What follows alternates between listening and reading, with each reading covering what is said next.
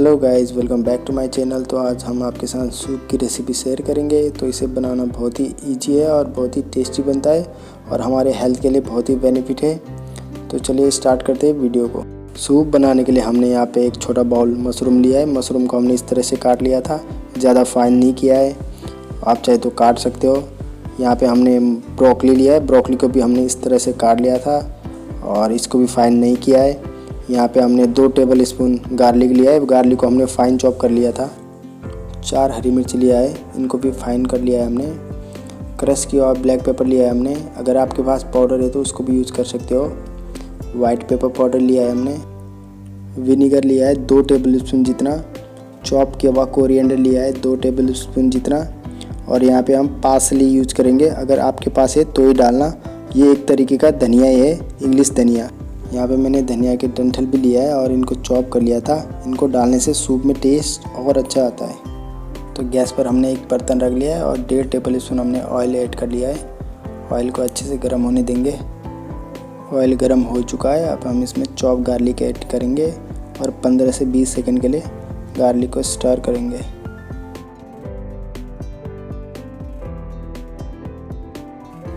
Garlic को brown होने तक स्टर नहीं करना है। हमें यहाँ 20 सेकंड हो चुके हैं। अब हम इसमें वेजिटेबल्स ऐड करेंगे जो हमने चॉप कर रखे थे।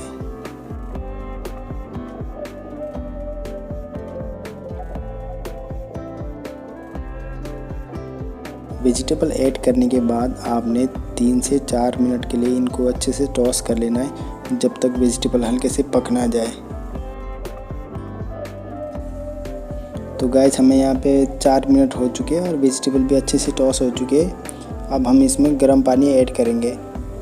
पानी हम 1 लीटर ऐड कर रहे हैं और 3 से 4 आदमी आराम से पी सकते हैं सूप बनाने के लिए आपको वेजिटेबल स्टॉक तैयार करने की ज़रूरत नहीं है। बिना स्टॉक तैयार किए भी आप अच्छा और टेस्टी सा सूप बना सकते हो। इसमें अब हम चॉप किया हुआ पार्सले था और धनिया के डंठल और हरी मिर्च जो हमने चॉप कर रखा था उसको ऐड करेंगे। इन सभी को अच्छे से मिक्स कर लेंगे और 5 से 10 मिनट के लिए मीडियम फ्लेम में पकाएंगे।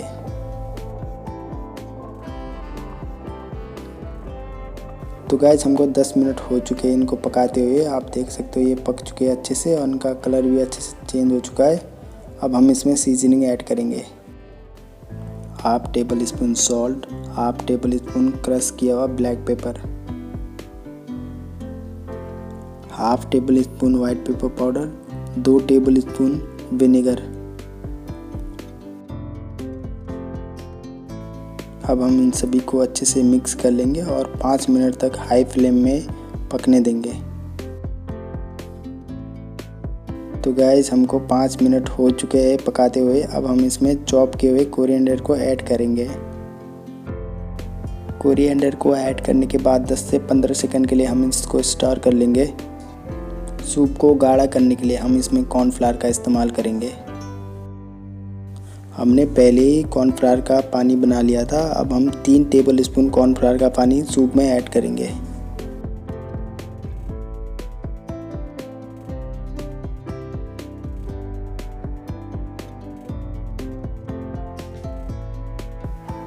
कॉर्नफ्लावर का पानी ऐड करने के बाद आपने 1 से 2 मिनट के लिए सूप को उबाल लेना है। 1 मिनट तक हमने इसको उबाल लिया था। इसका थिकनेस थोड़ा कम है। इसमें हम 1 टेबल स्पून कॉर्नफ्लावर का पानी और ऐड करेंगे। कॉर्नफ्लावर ऐड करने के बाद आपने 10 से 15 सेकंड के लिए इसको अच्छे से मिक्स कर लेना है। तो गाइस, आप देख सकते हो सूप बन के रेडी है। अब हम इसको किसी बाउल में सर्व करेंगे। इससे ज़्यादा आपने गाढ़ा नहीं करना है। अगर आप इस तरीके से सूप बनाएंगे तो आपकी सूप बहुत ही डिलीशियस और बहुत ही टेस्टी बनेगा, बिल्कुल रेस्टोरेंट जैसा। अगर आपको मेरी रेसिपी अच्छी लगी तो चैनल को लाइक, सब्सक्राइब और शेयर ज़रूर करें। ऐसे ही टेस्टी, ऑथेंटिक, परफेक्ट रेसिपी हम आपके साथ शेयर करते रहेंगे।